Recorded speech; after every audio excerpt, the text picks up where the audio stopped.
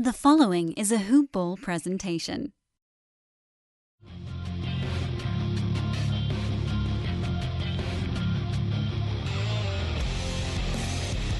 Welcome to the Fantasy NBA Today podcast. Welcome to Gambling Week. Oh man, I'm so excited. What a time, what a time. I may exaggerate a tiny bit, but oh man, this is exciting. We've been waiting, not that patiently, mind you. We've been waiting kind of irritatedly. I don't think that's a word. Doesn't matter. But the Las Vegas Superbook, not to be confused with just magical Las Vegas. They don't all get together. You guys know this, right? It was not like all the casino owners get in a room and put out their lines together. The Las Vegas Superbook put out the first NBA season win totals numbers over the weekend. Woo! That's where we needed a little canned applause noise, I think. Told you guys we've been waiting on this good stuff. So I was trying to spend some time, because the numbers came out Sunday evening, and I tried to spend some time last night and early this morning figuring out the best way to go about presenting this stuff, all this good stuff, on a podcast that is titled Fantasy NBA Today, but it's the beginning of August. June, you've got the tune out. The offseason is, I think, marked by a handful of small chunks of time. I'm getting sidetracked already, but we're going to go through this. At the beginning of the offseason, the fantasy offseason, you have the playoffs in bulk, right? So the fantasy offseason starts the last day of the regular season. When that's done, generally mid-April, a lot of people do tune out basketball, but most folks kind of remain at least somewhat attached, even if it's not from a fantasy perspective. They're watching the playoffs. The first round is always very entertaining. You've got 2-3 games a day, every day, so it still feels like you're kind of in the grind of things.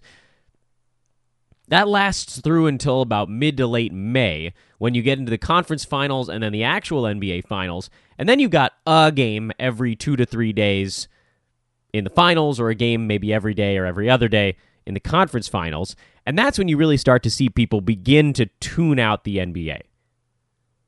And it's a connectivity thing. If it's not in your face all the time, you're just going to forget about it. That's how life works. It's why minor league baseball teams pay to have a traveling broadcaster. It's not because we sell stuff on the road. It's because we keep people connected to the team. Undervalued, by the way. An undervalued thing. A lot of owners don't, I think, realize how important it is to keep people connected. It's very expensive for a team to try to reconnect its fan base every other week.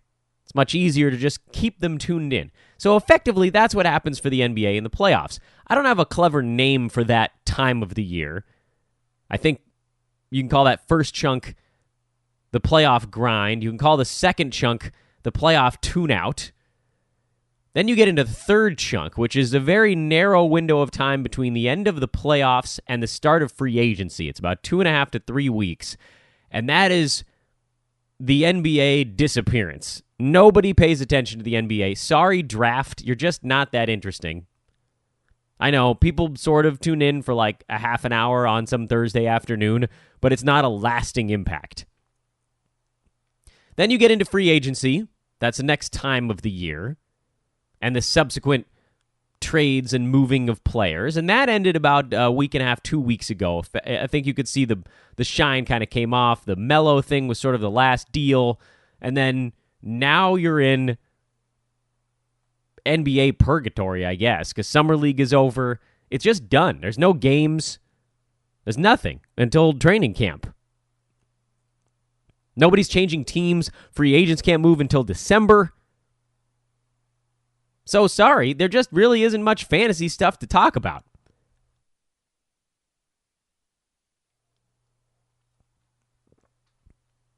We're doing our best over here. The illustrious Adrian Benjamins the inimitable Neil Rochlani have talked about 3 of the 6 conferences. They'll be breaking down the rest of those over the next couple of weeks. We've gone through all of the teams at the end of the season. We're going to be doing a rehash on some of that stuff. But in the meantime, we've got these betting numbers. And getting into them early is precisely the time when you can get the most value. There is some risk involved in early betting of a number that you're going to have to be laying for, what is it now? It's August? Potentially as many as 8 months, 8 to 9 months. I mean, that's a long time to have money out there in the betting ether. But that's what these long-term wagers are. So making a long-term wager longer does create more time for things to go wrong. You could bet an over on a team, and then 3 weeks from now, you find out that a player had a devastating injury that's going to keep him out until January that we just didn't know about. And that sucks. But that'll probably happen to one team, whereas with 30 total, or the other 29 if you want to call it that, getting into the number now, before money starts to shift it, there is a certain innate value built into that. So, and before we get into all that stuff, welcome to Fantasy NBA Today. I am Dan Besbris. It's Monday. It's the start of a week that's going to be highlighted certainly by a lot of gambling talk. It won't exclusively be betting week here on the show, but there will be a lot of it. Because now we've got these season win totals, and we're going to want to talk about them. You can follow, by the way, myself on Twitter at Dan Besbris. You can follow Hoopball at Hoopball Fantasy. And I want to mention to everybody, we still got team pods coming out right now. Hoopball Kings is putting out good stuff. Our buddy Christian Villery, they had a show a couple days ago. Most recently at Hoopball Lakers. Myself, Eli Bauman, Eric Noble, we recorded a podcast yesterday right before these season win total numbers came out, or they probably would have worked themselves into the pod. That one talking, of course, about LeBron James opening a school, the new Lakers jerseys, win projections, and a little Name That Laker fun. It's a little bit of a sillier podcast than usual, I admit that, but you know what? It's early August, and that's what there is right now. So go listen to that. That was a fun one. We had a blast. You can find that everywhere, but at Hoopball Lakers is the easiest place to track it down. You can subscribe on iTunes, Google Play, Spotify, Stitcher, iHeart. It's on YouTube. You get it. All right. So, what did I come up with? What's this magical way that Dan decided he could present this sports betting stuff in a way that makes sense over the course of a few days? Because trying to do all of this in one day is impossible. And on top of that, I didn't want to rush it and try to handicap all 30 teams in what effectively was like 40 minutes last night. That's all I had to myself. You guys don't care about this, but it took a long time to get my darn kid to go to sleep last night, so by the time we actually got him down, it was time for the adults to go to bed. So I think my wife and I, we watched like 20 minutes of a Westworld episode, or 20% of a Westworld episode, and went to bed. And I didn't want to cram all this into those few minutes. There's just too much that goes into handicapping an NBA season win total. So I thought what might be kind of fun for us here on a Monday podcast, just to kind of grease the road and ease our way into the week, is to go through handicapping one team step by step. After, of course, I give you all the numbers. So here are all of the NBA season win total numbers for the upcoming 2018-2019 full season campaign. These are in alphabetical order. They are not in order of win total, because this is the way they were presented, and I didn't want to rearrange 30 teams just for the hell of it. The Atlanta Hawks are projected to win 23.5 games. By the way, all of these are going to be half numbers because Vegas, well, any sports book, doesn't like pushes. A push, generally the only time a sports book actually loses long term, because they just have to give you your money back. They'd rather split the money. They'd rather keep all that sweet, delicious vig. Oh, the juice. They do love to squeeze that juice. So Atlanta, 23.5. The Boston Celtics, 57.5. The Brooklyn Nets, 32.5. Charlotte Hornets, 35.5. In fact, you know what? I'm going to stop saying and a half, because 25 more of those and you guys are going to get annoyed with me. I'm just going to say the total. You guys add the and a half. All of these numbers that I'm about to say have a 0.5 at the end of them. Okay? Got it. Bulls, 27. Cavs, 30. The Dallas Mavericks, 34. Nuggets, 47. Pistons, 37. The Golden State Warriors, 62. The Rockets, 54. The Indiana Pacers, 47. Whoa. The Clippers, 35. The Lakers, 48. Grizzlies, 34. Heat, 41. The Bucks, 46. The Minnesota Timberwolves, 44. That was an interesting one. Not the one we're going to break down today, but an interesting one. The Pelicans, 45. The Knicks, 29. Yuck. Oklahoma City, 50. The Orlando Magic, 31. The Philadelphia 76ers, 54. The Phoenix Suns, 28. The Trailblazers, 41. The Kings, 25. The Spurs, a sad little 43. Toronto Raptors, 54. The Jazz, 48. And the Washington Wizards, 44. That's all 30. You guys heard some of my initial reactions as I was going through a few of those names right here on the podcast. I hadn't actually said all of them out loud.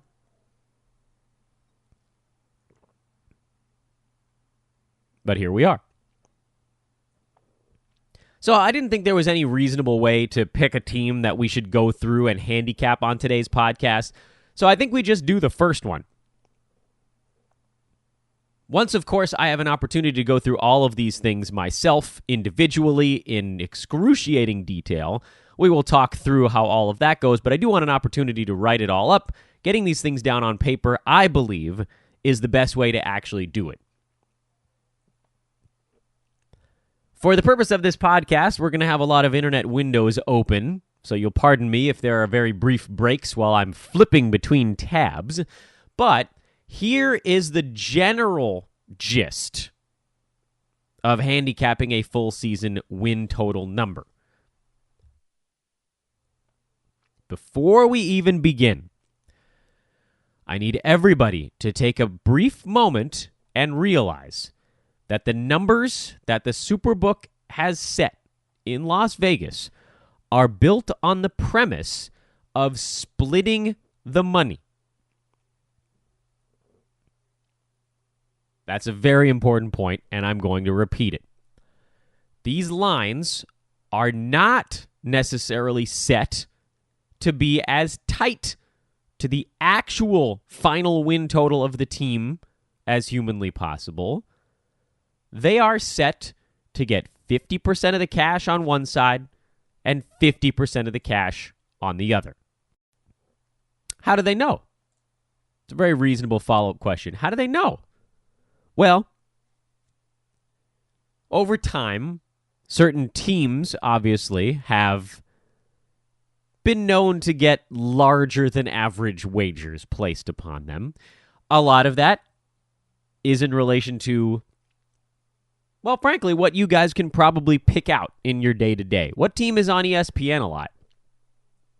What team is on TNT a lot? What team has been in the finals a lot? Who are the best players in the NBA, and what team are they on? What teams are closest to the biggest betting sites in America? All of those factors go into how these lines are built. So, for example, and this is not the team we're going to break down either, the Lakers at 48.5 is not Las Vegas, the entity of, or the Superbook in this particular case, saying, we believe the Lakers are going to get either 48 or 49 wins this year. It is, in fact, instead, the Superbook saying, we believe that you guys, all of you with money that are going to come and put it on this team, believe that the Lakers will sit very close to 48 and a half. They want half of your dollars to be on the over, and they want half of your dollars to be on the under. And that doesn't necessarily mean half the people on both sides. It means that they need half the actual dollar. So it happens very often in sports betting markets where there are a handful of very large wagers that come in on one side and a much smaller denomination, but a much larger quantity of wagers that come in on the other. They don't care how it gets there. They just want half and half. Because every time somebody puts $110 on an over and $110 on an under, Las Vegas is only worried about paying out $200 of those $220. Every time they get one bet on one side and one bet on the other that match up, Vegas makes, in that case, $20, and all they had to do was split the cash. They're set, man. They're going to be sitting on that $220 for 8 months. I mean, you're going to assume that there's tens of thousands of these, so they're going to be sitting on those however many millions of dollars for 8 months, accruing interest, and at the end of it, they know that they're still going to just keep 10% of it, and all they had to do was hold your money for 8 months. That's a pretty good gig, isn't it? Excuse me, sir. Would you kindly hand me 110 of your dollars? I promise I'll give 100 of it back to you in 8 months. I guess maybe that would have been a better example if I said, excuse me, sirs or madams, could you each give me 110 of your dollars? I promise I'll give one of you 200 at the end of 8 months. And they'll say, well, what are you with the other 20? Oh, that's just my fee for holding both of your monies. It's bonkers. And we love it. We love it. The casino always wins.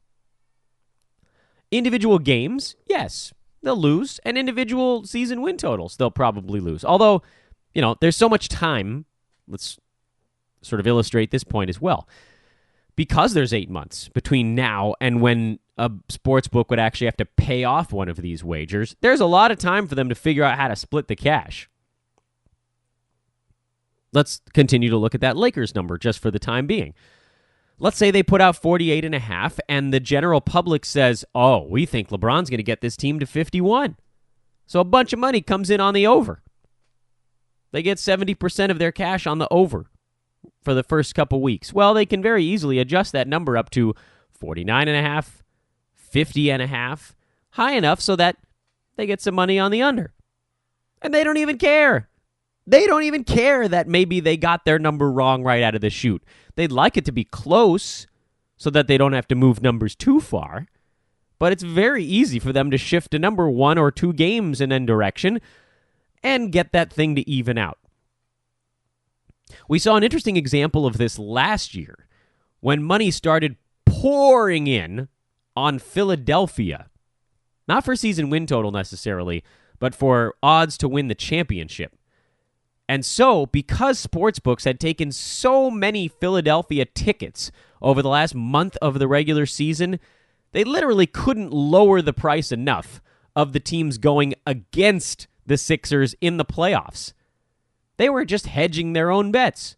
So that's why on this podcast, we just kept telling you guys, bet against them. Bet against the Sixers. Bet against the Sixers. This price is crazy. It doesn't matter if you think they're going to win the series. Bet against them. The price is insane.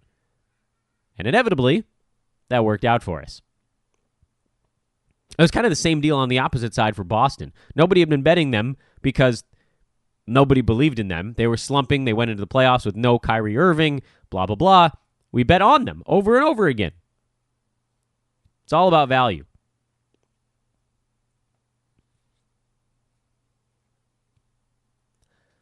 Okay, So that's the key point you need to sit on going into handicapping season win totals, understanding that these numbers are not built necessarily to be as close to the final number as humanly possible. There will be many cases, probably more than 50%, where you look at it and you're like, you know what, that actually is probably pretty close. Guess what? You're right. I mean, you could go back to last year, and we didn't do it right at this moment, but I certainly have the numbers somewhere on my computer, and look and see how many of them were actually within 1 or 2 games of the number. Well, guess what? That's because people just sort of agree on how a team is going to perform. They're not a particularly public team, so there's not going to be a boatload of cash coming in on the overs for no reason. So you can wipe out last year teams like Golden State and Cleveland and the Lakers. You know, there's a lot of teams that just hover in the middle. The Detroit Pistons are a perfect example of a team that nobody really cares about. So Las Vegas, whoever put out the line last year, maybe it was the Superbook then as well, just said, you know what, we think they're probably going to win about this many numbers of games. Let's try there and see how the money comes in. Presumably, it basically split. Things did have to shift when they traded for Blake Griffin, but if you eliminate that factor in this thing, they just sort of got it right. They got it right, and that was fine. Split the money. Turning our attention to this year, you can put a little check mark on your sheet next to the teams that you think are probably going to be a little bit public. The Boston Celtics are a public team. The Warriors are a public team. The Lakers are a public team. The Thunder are a public team. I mean, it's very easy to go through these things. Some of them are because they're very large market organizations. Some of them are because of high-profile free agency signings. Some of it is because they were in the finals the year before and then added an all-star. Looking at you, Golden State. But either way, those are kind of the obvious check marks for, okay, here's some teams that are probably going to get bet on in a positive fashion just because of news circling them. When you find a team that you know fits that mold, you can be pretty well assured that their number is going to start a little bit on the high side. Or if it doesn't at least start on the high side, it'll get bet up a little bit. This is another part of the sports betting thing, and you know it's a very deep rabbit hole, folks, so we're trying to keep this as shallow as possible on today's podcast. But that's also part of what they call them wise guys, sharps. Generally, yes, they are involved in organized crime in some capacity. But that's what they're waiting for. They're waiting to bet opposite that at the perfect moment. So if they feel those that are about to make, a $40,000 or $50,000 wager, or walk in with a big briefcase full of cash, it's not, Joe, Pat, and Frank walking in with their $55 bets. That doesn't move the number. But 9,000 Joes, Pats, and Franks, each with a $50 bet, that can move the number a little bit. So these guys with their big monster wagers, they're waiting in the wings. They look at it and they're like, okay, Lakers, 48.5. Do we think that the general public is actually going to push that number to 49.5? Or do we think that this is as inflated as it's going to get? This is where things get pretty complicated for you and I, because we don't have access to every number everywhere. But there is a chance that if you think the public is going to come in early, move the number up to 49.5. If you like the under, you wait, you bet it later. If you think the number is as high as it's going to get now, you bet it now. Let it get, you help bring it down, maybe it'll bet back up to where it was before. Too much, I know. We don't want to get into all that stuff right now, but there are a lot of things that go on behind the scenes that move these numbers around. Anyway, let's do a team. So we're just going alphabetically. We just listed all of them a moment ago. So for today's podcast, we're just going to take a quick look at the Atlanta Hawks. And here is, I think, a nice little, basically like a 3-step method to getting a feel for how you want to bet a team. And then there's going to be a lot of things that impact your number at the tail end. We won't get into all of that stuff on today's podcast. Number 1. Look at their current number, 23.5, and compare that to last season's number, the final win total. The Atlanta Hawks were the last seed in the Eastern Conference. They had the third worst record in the NBA, tied with the Dallas Mavericks, at 24-58. Would that have been worse had they played in the Western Conference? Probably. And their number is 23.5, which basically means odds makers are saying we think this team is going to stay about as bad as they were. And they were bad. Make no mistake. They had one of the worst point differentials in the NBA. Phoenix, by the way, running away with that total. Phoenix got outscored by 9 on a daily basis. I mean, they lost the season by like 700 points. That's terrible. They really were awful. The Sacramento Kings and Chicago Bulls were basically what you call like second place in that, and then the Grizzlies and the Hawks were kind of whatever you'd want to say near third worst. They weren't tied, but they were close. So the Hawks got outscored by 5.3 points per game last year. They scored 103. They gave up roughly 109. There were some fractions involved there that get it from 6 down to 5.5. At 24-58, that's how everything ended up shaking out. Okay, so no big adjustment there, season over season. Odds makers saying we think you'll be right around where you were, despite what has been actually kind of an interesting offseason for Atlanta. Step 2, look for changes in roster makeup. And there are a bunch for the Hawks this year. Atlanta added Jeremy Lin as part of their offseason, call it a makeover or whatever. They drafted Trae Young. They sent out Mike Muscala and Dennis Schroeder. Those are rotation guys, and Schroeder was, I think one could argue, their best player. Not from a fantasy perspective. You guys all know how much I absolutely detested Schroeder's fantasy game, especially in 9-cat. But in terms of keeping them in basketball games, he was more than likely their most important player. They still have Kent Bazemore. Taurean Prince is a year older, a year wiser, as is John Collins. Dwayne Dedmon is still there, at least for the time being. So they have some guys that can keep things in check. But the move of Dennis Schroeder did move the guy on their team that could best keep them engaged in a basketball game. What about the additions? I like the addition of Jeremy Lin, but is there any chance he actually stays healthy the entire year? Trae Young could very well be a turnover monster. I mean, he's going to have one of those wild 8-cat kind of seasons where you just deal with the fact that he's probably going to have 4.5 turnovers a game and brutal field goal percentage, and he's just going to be chucking away like the last game of the year is the last game forever. And then they've got these bigs that are bouncing around on this team. Miles Plumlee, John Collins, Dwayne Dedmon. I don't know exactly who's going to play where. Taurean Prince, Kent Bazemore, who they're trying to move, by the way. If they can move Baze, they will, because he's owed $18 million this year. But then you also look at the conference, which overall, the teams that were better than Atlanta, which was everybody, I would argue got worse. Mostly because LeBron James left the East. The Raptors, the Celtics, the Sixers, the Pacers, the Heat, the Bucks, the Wizards, all those other playoff teams, they were beating Atlanta anyway.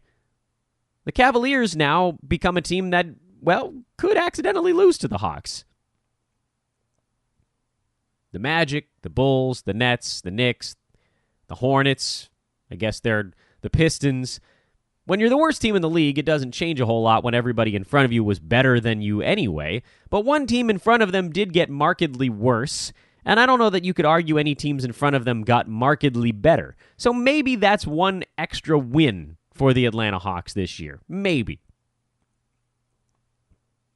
I don't think they really want to win this season. I know that tanking is less condoned. It's less helpful for this coming draft. So you have to kind of bake that into your number as well, where teams might not try to lose quite as hard at the end of the year. When you roll all of that together, and this is the least interesting conclusion we could come to, but when you roll all of that together, the 23.5 for Atlanta is a pretty good number. I don't think there's massive value on either side of things. If they had just lost Dennis Schroeder and brought in Jeremy Lin, I might have said look at the over, just because I felt like maybe people would have underrated a veteran impact on this team. But because they're likely going to turn the reins over to Trae Young, who's just going to go, full Phoenix Suns basically on the Hawks, tries to while he learns the NBA game, I don't think they're going to win many games. The big question mark this year remains how hard teams tank at the end of the season. Will Atlanta luck into a couple of wins against other teams trying to fall into the bottom 3 or 4? Right? Because now the worst team in the league isn't going to have a better chance to get the number 1 pick than the 2 or 3 teams around them. That's one of the changes they made. But teams are still going to want to get into the bottom 3. Or 4, or whatever. I forget the exact cutoff point. So there's going to be some tanking. I just think, for a team like Atlanta that's probably going to be at the bottom anyway, they might not be that worried about it. They have the worst projection of any team in the NBA this coming season. They are the bottom.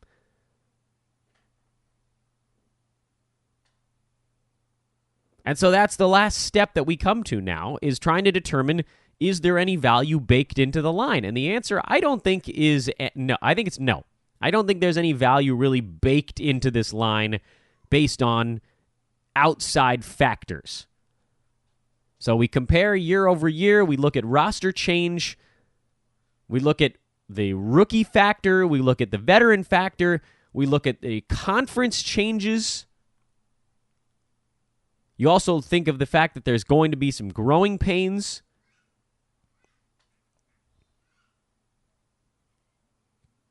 And I think at the end of all of that, you probably look at this number and think, yeah, that's about right. If I had to say in any direction, I would probably lean ever so slightly to the over, because I think they probably get to that same 24 again. It's hard. It's hard to lose more than 58 games in a year. We saw it this season. I mean, the Phoenix Suns were the worst basketball team I can remember since the Brooklyn Nets, when they were just trying to lose every single ball game, and the Sixers when they were trying to lose every. If you're not actively trying to lose all of your games, you're going to fall into about 20 to 22 wins. And so, if Atlanta actually plays well a couple of these games, especially early in the season, if they catch one of these other crummy teams, they should get to 24. But that's a real narrow margin. So no, not a particularly strong wager. The Atlanta Hawks at 23.5 is pretty good. The world's tiniest lean to the over. We do confidence here of like 1, 2, and 3. 3 is the most confident, 2 fairly confident, 1 barely confident. This is a confidence of 1 with Atlanta, the slight lean on the over. Because I think if you had to say there was anything baked in, it's the lack of tank. I think there's an expectation that a team like Atlanta is going to try to lose every game from February on, and I don't know that that's necessarily the case. I think some of these young guys are going to want to pull out a win. I think they're going to play some of those teams that are pretty awful but not quite as terrible as them, that are actually trying to lose harder than Atlanta is. And so there's your 2 wins down the stretch that'll get Atlanta from 22 to 24. That was not a really fun team to handicap, admittedly, although there was roster turnover. But some of these teams down at the very bottom, there's going to be that same argument for a few other ones. Phoenix at 28.5, Sacramento at 25.5. That's pretty terrible. I just get the feeling that this year, with the slight changes to the draft, you're going to see some teams that don't totally give up. And who are they really going to bench? Kent Bazemore? That's about it. Jeremy Lin will probably have self-benched at some point in there. Call me nuts. I think Atlanta falls into a few early wins and a few late wins, and then you got a confidence of one, and they're an over. So this is basically what we do, and it's going to be much more intense than that when I'm not trying to talk through it as it's happening. You get into the details. You look to see what types of improvements you might expect from a guy like John Collins. Taurean Prince, can he continue what he was doing late last season? What about some of these other young guys like a DeAndre Bembry? Kevin Huerter. How about the Rook? I mean, does he perform at all? Does Dwayne Dedmon last through the year, providing kind of a stabilizing force? Does Jeremy Lim? I mean, if Jeremy Lim makes it through the entire season, then I think the over is actually a pretty good wager. I think he is an underrated cog to help a young team stay on track. Teach guys a little bit about how to train, how to win, how to play. Good decision-making. Not that he's great at that, but he'll be better than Trey Young, And then if John Collins makes leaps the way that a lot of us expect him to, well, then this team could actually surprise a few people. So those little things, you dig into that, you look at the actual numbers, you look for points of growth. You know, for a guy like John Collins, it's tough to know because he only has 1 year under his belt. But certainly there are areas for improvement. Does he improve his rebounding, his shot blocking? You got to figure his scoring will likely move in the right direction. Maybe the removal of Dennis Schroeder doesn't hurt them as much as people expect.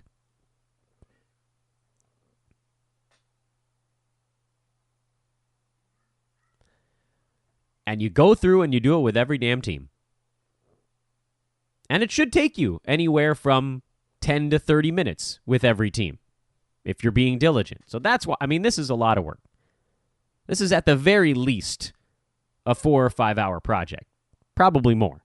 And that's why I didn't want to rush through it in 20 minutes last night doing all 30 teams, so we just did one.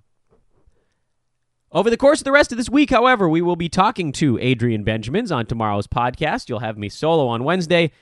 I'll chat with Neil, who I know is also a gambling degenerate, much like myself, and then Adrian and Neil will wrap up the pod week with a look at another conference on Friday. But, again, a lot of betting stuff coming up this week, especially once I get out my list here of all 30 of these season win totals. Oh, I love season win totals. They're so much fun.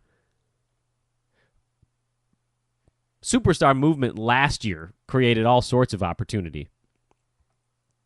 I put out a number on all 30 teams last season, as you may recall, and we went 19-11 on those. That's hard to replicate, by the way. We're probably not going to go 19-11 every season. But you know what? 16-14 or better, we'll take them all. I am Dan Besbris. This is Fantasy NBA Today, or is it Today in Sports Betting? I think I can call it that because that was a name of a podcast I hosted. This is Fantasy NBA Today, but it's also season win total betting today. Here at Hoopball, we talk about it all. At Dan Besbris on Twitter, at Hoopball Fantasy. Go listen to our Lakers podcast. We had a lot of fun. I think you'll enjoy it as well. Have a lovely Monday. Adrian and I will talk to you first thing tomorrow morning.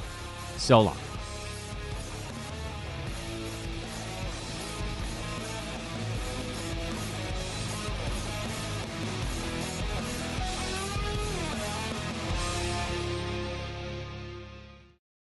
This has been a Hoopball presentation.